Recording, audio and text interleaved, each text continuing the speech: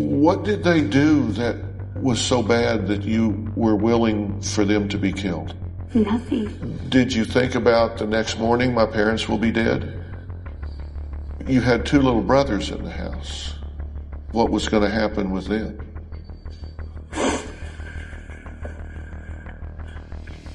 I didn't really think about that too much. Terry Caffy stumbled through the dark woods, his body battered and bloodied, barely holding on to life. Every inch he crawled felt like an eternity, but he pressed on, determined to survive. He had been shot 5 times, his home engulfed in flames behind him, and his family, they were gone. As he finally reached the home of his neighbors, Tommy and Helen Gaston, he collapsed at their door, gasping for breath, drenched in blood. What could have driven someone to commit such a senseless act of violence?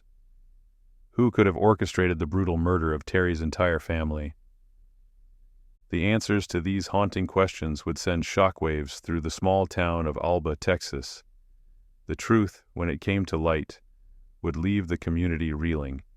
Behind the loving facade of a devoted family, dark secrets simmered, secrets that led to one of the most chilling betrayals imaginable. What led to the violent destruction of a family so deeply rooted in faith and community? How could a daughter, raised with love and care, become the mastermind of such a brutal crime? What drove this once happy family into a night of unimaginable horror? But before we dive deeper into the mystery, I'd like to ask for a small favor. The statistics show that more than 70% of you watching aren't subscribed to the channel yet. If you're enjoying these deep dives into true crime and want to stay updated on future cases, please consider subscribing. It really helps the channel grow and ensures you don't miss out on any new videos. Now, without further ado, let's get back to the case. The Caffy family, deeply rooted in their faith, was an integral part of the local community in Alba, Texas. Terry Caffy, the head of the household, was training to become a minister, and his wife Penny was actively involved in the church, often found at the piano, her fingers gracing the keys during Sunday services. Their 2 sons, Matthew and Tyler, were also musically inclined, with Matthew playing the harmonica and Tyler strumming the guitar, adding a youthful vibrance to the church's musical ensemble. It wasn't uncommon for the congregation to witness the entire Caffy family involved in service, creating a picture of unity and grace that resonated with everyone who knew them. Then there was Aaron, the eldest child, a 16-year-old, who had a voice that could move even the most hardened of hearts. Aaron's singing was more than just a performance. It was a deeply emotional expression of her faith. Often her voice would tremble with emotion. Tears would stream down her face as she sang hymns that spoke of love, salvation, and the closeness of God. People admired Erin for her talent, and she was considered a bright young woman with a promising future, one firmly grounded in her family's values. The Caffys homeschooled their children, a choice made to ensure that the strong moral and religious foundation they valued remained intact. The children were raised in a sheltered environment, far from the distractions and temptations of the world outside. This decision reflected the family's deep commitment to nurturing not only academic success, but also spiritual growth. Their home, located in a rural and peaceful part of Alba, was far removed from the hustle and bustle of the town. The cafe's modest house was a sanctuary of sorts, where love, discipline, and faith guided their daily lives. It was a place where the family prayed together, shared meals, and enjoyed one another's company in the safety and security of their rural surroundings. But 2007 brought a significant shift in Erin's life. For the first time, she stepped outside the boundaries of her sheltered home life when she took a part-time job at the local Sonic drive-in. This job, while seemingly mundane, introduced her to a world her parents had tried to shield her from. It was here that she met 18-year-old Charlie Wilkinson, a young man who was everything her parents weren't. Charlie was rough around the edges, with a rugged, rebellious personality. He was not part of the church-going crowd that Aaron was used to. Instead, Charlie lived a life of freedom, one that revolved around hanging out with friends, drinking, and generally defying the norms of the quiet, religious community. Charlie's personality captivated Aaron, who had grown up under strict parental guidance. For the first time, she experienced a kind of independence and excitement that had been absent from her life. Charlie, recognizing Aaron's sheltered upbringing, showered her with attention and affection, making her feel special. Their relationship blossomed quickly, and it wasn't long before Charlie gave Aaron a promise ring, a symbol of their devotion to one another. In Aaron's mind, this relationship was a gateway to the freedom she had longed for, a break from the confines of her controlled, disciplined life. At first, Terry and Penny Caffy didn't mind Aaron dating Charlie. They saw it as part of her growing up, believing it to be a harmless teenage romance. However, as the months passed, they began to notice unsettling changes in their daughter's behavior. Aaron, once the dedicated student and dutiful daughter, began to drift away from the values they had worked so hard to instill in her. Her grades at school started slipping, a stark contrast to her previous academic performance. Worse yet, her focus on family and church activities diminished. Erin was no longer as involved in church as she once was, and her parents noticed her becoming more secretive, often staying up late talking to Charlie, breaking her phone curfew, and showing a lack of interest in the family's church commitments. Concerned, Terry and Penny decided to investigate further. They soon discovered Charlie's MySpace page, a window into a world that horrified them. His profile was filled with references to partying, drinking, and sexual content activities that directly contradicted the values they had raised their daughter to uphold. The Caffys, alarmed by what they saw, realized that Charlie's influence was pulling Erin away from everything they had taught her. This young man, they believed, was dangerous for Erin's future. They decided that the relationship had to end. In February 2008, after Erin broke her phone curfew by continuing to speak with Charlie late into the night, her parents confronted her. It was a pivotal moment in the family's dynamic. Terry and Penny, desperate to regain control of the situation, demanded that Erin end the relationship with Charlie Wilkinson.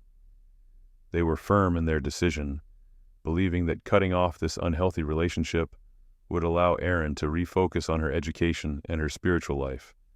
At first, Erin appeared to comply. She told her parents that she understood their concerns and agreed to stop seeing Charlie. Her parents, relieved, believed that the situation had been resolved.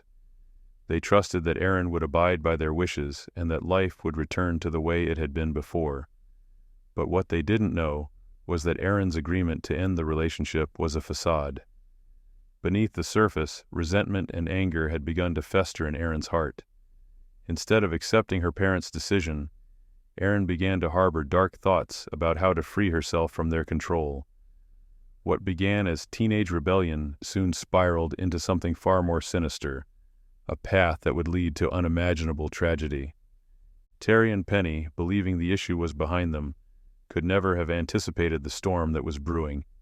They trusted their daughter, unaware that the next steps Erin took would lead to the devastating destruction of the family they had worked so hard to build. As Erin's resentment towards her family deepened, her internal conflict grew more intense. The rules and restrictions imposed by her parents, which had once seemed like the natural structure of her life, now felt like an insurmountable barrier.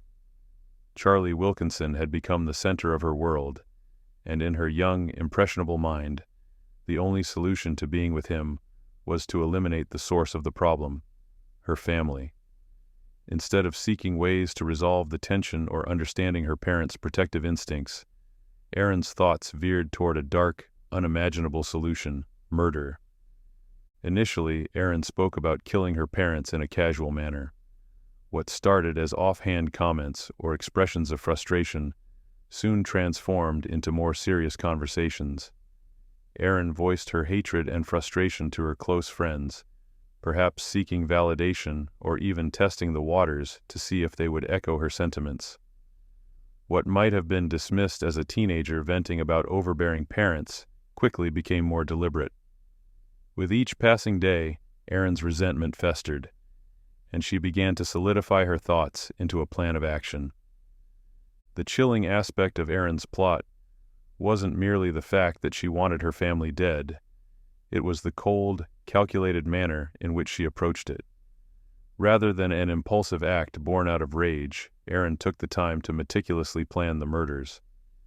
She began gathering detailed information about the layout of the Caffy home, providing critical intelligence to the eventual killers. Erin knew where each member of her family slept, the routines they followed, and the best time to strike. This level of forethought demonstrated a disturbing level of detachment from the reality of what she was planning, her ability to view her family not as loved ones, but as obstacles to be removed. By February 2008, Erin had expanded her deadly conspiracy beyond just herself and Charlie Wilkinson. She brought Charlie's friend, Charles Wade, into the fold, involving him in the plot. Wade, who was drawn to the promise of a financial reward, saw an opportunity to make easy money. He was promised $2,000, which was to be taken from the Caffy home after the murders. Charles Wade's girlfriend, Bobby Johnson, also became part of the group, although she played a more passive role. Bobby's presence added a sense of normalization to the plot, as if this horrific plan could somehow be seen as just another rebellious act in the lives of misguided teenagers. Together, the group crafted a plan that grew more sinister with each discussion. The intent was clear. Charlie and Charles would enter the Caffy home under the cover of night, kill the family, and set the house ablaze to destroy any evidence of their crimes. Erin, along with Bobby, would wait in the car, ensuring that their hands remained clean while their boyfriends carried out the killings. It was a plan that left no room for hesitation or second thoughts, and it bound the group in a pact of death. What made the plot even more chilling was the interaction between Erin and Charlie as they discussed the need to eliminate all witnesses. Charlie, aware that Erin had two younger brothers, raised the point that killing her parents alone would not be enough. If Matthew and Tyler were left alive, they could potentially identify the killers. In a moment that showcased Erin's complete emotional detachment from her family, she gave Charlie permission to kill her brothers. Her words, "I don't care, just do what you gotta do," illustrated the terrifying resolve she had reached. At that moment, any trace of familial love or sibling connection was obliterated by Erin's desire to be free from her parents' control. Charlie, despite some initial hesitance, was fully invested in Erin's plan. His love for her, twisted and warped by the intensity of their teenage emotions, drove him to agree to the killings. The promise of $2,000 for Charles Wade further solidified their commitment. The financial incentive for Wade removed any sense of morality or hesitation on his part. For him, this was just a transaction, a service for money. The night of February 28, 2008, was chosen for the murders. As the clock ticked closer to midnight, the tension within the group escalated. The plan had been set in motion, and there was no turning back. Each member of the group had a role to play. Charlie and Charles would do the killing, while Erin and Bobby would stay outside, waiting for the signal that it was done. The group was poised to commit an unspeakable atrocity, driven by teenage rebellion, misguided love, and greed. As the night wore on and the early hours of March 1st approached, the final pieces of the plan were falling into place. The Caffy family, completely unaware of the betrayal that was about to unfold, went to bed for what would be their final night together. Unbeknownst to them, their daughter, whom they had nurtured, loved, and protected, was about to become the architect of their demise. Charlie Wilkinson and Charles Wade, armed with cold determination, set off towards the Caffy family home under the veil of night. For the two men, this was no ordinary night. It was the culmination of a sinister plot born from a teenage love affair that had spiraled out of control. Wilkinson carried a .22 caliber pistol, while Wade had chosen something far more brutal, a samurai-style sword, its sharp blade glinting under the faint light of the moon. This combination of weapons was as cold and calculated as the plan itself, firearms for quick deaths, and the sword for unimaginable carnage. In the darkness of the early hours, Aaron and Wade's girlfriend, Bobby Johnson, sat in the car parked a safe distance from the Caffy home. Aaron was fully aware of what was about to happen inside the house where she had spent her childhood. Her family, the people who had raised and loved her, were about to be murdered at her request. There was no hesitation on her part. Instead of being consumed with fear or remorse, Aaron waited in detached silence, a chilling testament to how far her hatred and desire for freedom had pushed her. Inside the house, Terry and Penny Caffy lay asleep in their bed, unaware of the horror that was about to unfold. Wilkinson and Wade, moving with the stealth of predators closing in on their prey, slipped through the shadows and entered the home. Their target was clear, the master bedroom where the parents lay defenseless. Wilkinson, filled with the twisted conviction that he was doing this for Aaron, pointed the pistol at the sleeping couple and pulled the trigger. The shots echoed through the house, a cacophony of violence breaking the stillness of the night. The bullets ripped through Terry and Penny as they lay in their bed, unable to defend themselves. Penny succumbed to the gunfire almost immediately, while Terry, despite being critically injured, clung to life. It was at this moment that Wilkinson's pistol jammed, a malfunction that left Penny fatally wounded but not fully dead. Charles Wade, ever ready to execute the most savage part of the plan, stepped forward with his sword. The scene was gruesome beyond words. Wade raised the blade and, with unrelenting brutality, struck Penny. The force of the blow nearly decapitated her, leaving her lifeless in the bed where she had once provided comfort and safety to her children. The sheer brutality of Wade's act was beyond anything that could be justified by the twisted logic of rebellion or desire. This was rage, pure and undiluted, channeled into an act of unspeakable cruelty. But the bloodshed was not over. Wilkinson and Wade now turned their attention to the upstairs bedrooms, where Aaron's two younger brothers, Matthew and Tyler, were hiding. The boys, only 13 and 8 years old, were the last remnants of the family that had to be silenced. Matthew, hearing the gunshots and the chaos below, must have known what was coming. When Wilkinson and Wade found him, he begged for his life. "Please no," he pleaded, his voice trembling with fear. In that moment, there was no mercy, no hesitation. Wilkinson, the boy who had once loved Aaron and promised her a future, shot Matthew in the face, killing him instantly. The innocence and youth of the boy meant nothing to him now. Matthew was simply an obstacle that needed to be removed. Tyler, the youngest, was no less a target. At only 8 years old, he stood no chance against the two armed men who had come to destroy his family. Wilkinson and Wade took turns with the sword, their blows merciless and final. The deaths of the two boys, carried out with such cold indifference, underscored the depravity of the entire plot. Not only had these young lives been snuffed out, but their futures, their potential, and the love they shared with their parents were erased in an instant. With the family now believed to be dead, Wilkinson and Wade turned their attention to looting the home. As promised, they collected valuables, fulfilling the financial aspect of Wade's involvement. They ransacked the house, gathering what they could before carrying out the final step of their plan, setting the house on fire. They doused the rooms in lighter fluid and ignited the blaze, ensuring that any remaining evidence of their crime would be consumed by the flames. The fire roared to life, engulfing the Caffy home in a matter of minutes.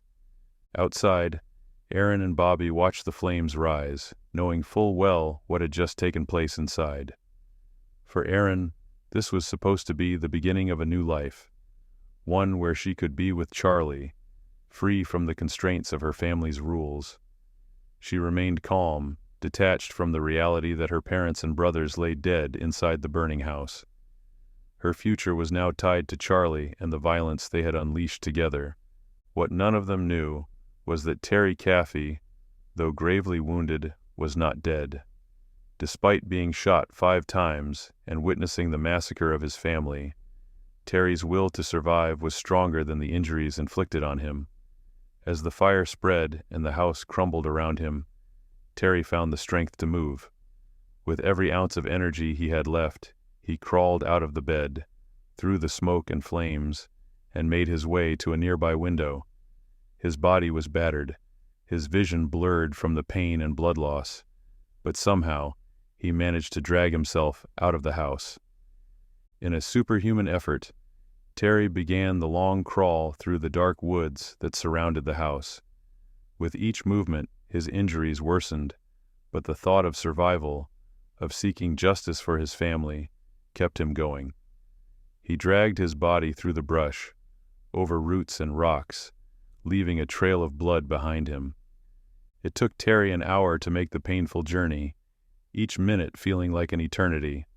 Finally, just as his strength was about to give out, he reached the home of Tommy and Helen Gaston. The Gastons were shocked when they opened their door to find Terry, bloodied and barely conscious, but alive. They immediately called 911, summoning help for the man who had just lost everything. Terry's escape, against all odds, would be the key to unraveling the murderous plot that had left his family in ruins. It took Terry Caffy an agonizing hour to crawl to his destination. The nearest neighbors, Tommy and Helen Gaston, who lived a quarter of a mile away. Each inch of the journey was a battle for survival, as his body, riddled with bullet wounds, fought to shut down. By the time he reached the Gastons' front door, Terry was barely clinging to life. His clothes were soaked in blood, his body weak from the staggering amount of blood loss, and he was drifting in and out of consciousness. When Tommy Gaston opened the door, he was met with the sight of a man he knew well, but now barely recognized. Terry, usually strong and vibrant, was reduced to a bloodied and broken figure, barely able to form words. But Terry had one goal in mind: survival and justice for his slain family. Tommy Gaston, in complete shock, wasted no time in calling emergency services. His voice, trembling with urgency, relayed the horrifying situation to the operator. The dispatchers acted swiftly, sending paramedics and law enforcement to the scene. As the minutes passed and Terry's condition worsened, all anyone could do was pray that help would arrive in time. The paramedics, upon arrival, immediately recognized the severity of Terry's condition. Every second counted as they rushed him to the hospital in Tyler, Texas, a facility capable of handling such critical injuries. In the emergency room, doctors worked tirelessly to save Terry's life. He had been shot multiple times, the bullets wreaking havoc on his internal organs. Surgery was his only hope of survival, and even then, his chances were slim. As Terry was wheeled into the operating room, the question hung in the air: would he pull through? For hours, surgeons fought to repair the damage, stabilizing his condition and stopping the internal bleeding. It was a race against time, but miraculously, Terry survived the surgery. However, his recovery was far from over, and the road ahead was still treacherous. Despite the trauma his body had endured, Terry's mind remained sharp. As he began to regain strength in the intensive care unit, detectives were eager to hear what he had to say. Terry, still in immense pain, was now stable enough to provide crucial information. The authorities knew that he held the key to understanding what had happened that night, and more importantly, who was responsible. When Terry was able to speak, his voice was weak but determined. He recounted the night of terror, explaining how he had been shot and left for dead as his family was slaughtered. His memory, though blurred by pain, was clear enough to identify one of the attackers, Charlie Wilkinson. As soon as he spoke the name, the detectives knew they had a lead. Charlie was a familiar figure in the small town, especially due to his relationship with Aaron. The pieces of the puzzle were slowly coming together. Armed with Terry's testimony, the local sheriff's department wasted no time. Wilkinson, a local teenager, was well known in the community, and his name quickly set the wheels of justice in motion. The investigators were confident that finding him would bring them closer to unraveling the full scope of the crime. As forensic teams descended on the Caffy home, combing through the charred remains of the house, they uncovered more grim evidence. The lifeless bodies of Penny, Matthew, and Tyler were discovered amidst the ashes, confirming the full horror of what had transpired.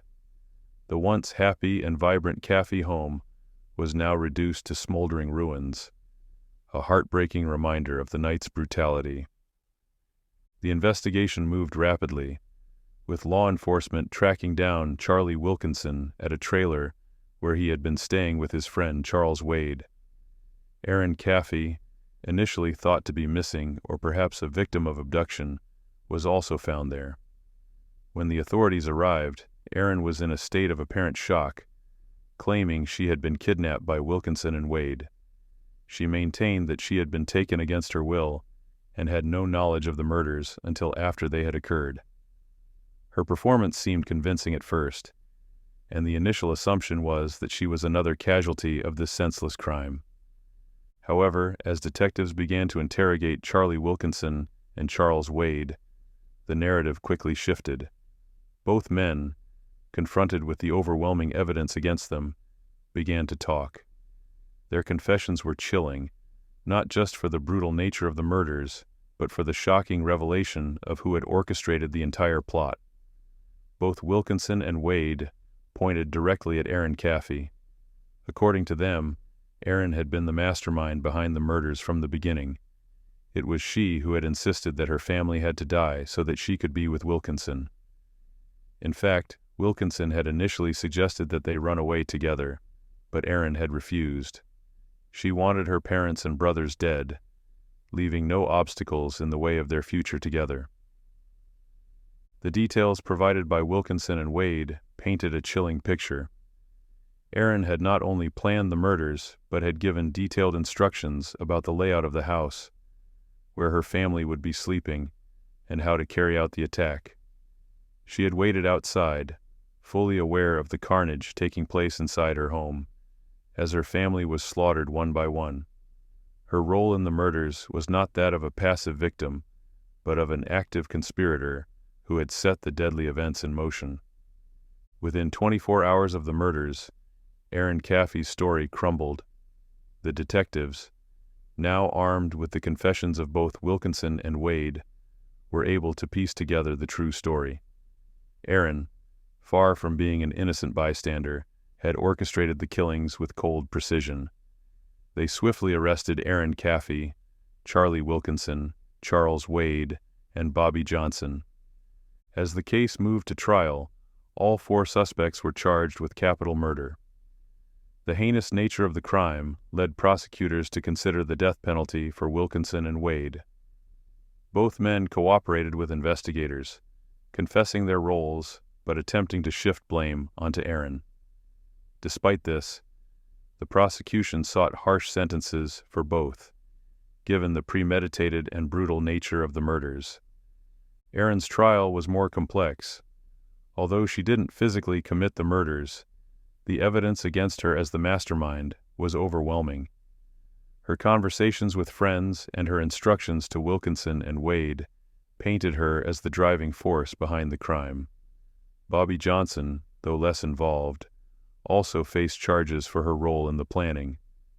In a surprising turn, Terry Caffy intervened during the sentencing, asking the prosecution not to pursue the death penalty for Wilkinson and Wade. His Christian faith and belief in forgiveness led him to request mercy for the men who had killed his family. As a result, Wilkinson and Wade were sentenced to life in prison without parole. Aaron received life with the possibility of parole after 40 years, a decision that shocked many, considering the magnitude of her betrayal. Bobby Johnson, for her lesser role, was sentenced to 40 years. After the trial, Terry Caffy faced the monumental task of rebuilding his life. Overwhelmed with grief, he admitted to contemplating suicide, but ultimately found solace in his faith. Remarkably, he maintained a relationship with Erin, visiting her in prison despite the pain she had caused. Erin, for her part, continued to deny her role as the mastermind, insisting she had been caught up in events beyond her control.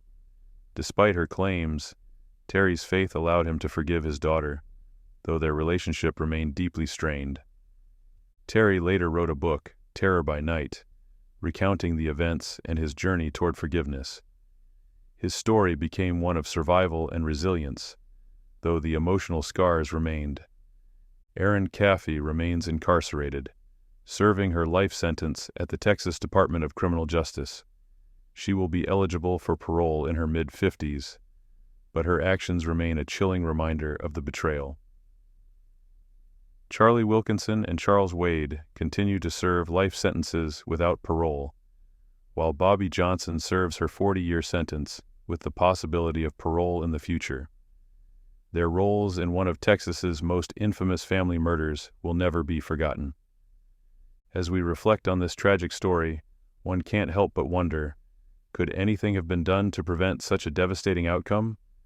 Was this horrific crime the result of a toxic love affair, misguided rebellion, or something even deeper? What do you think led Erin to make such a drastic decision to destroy her own family?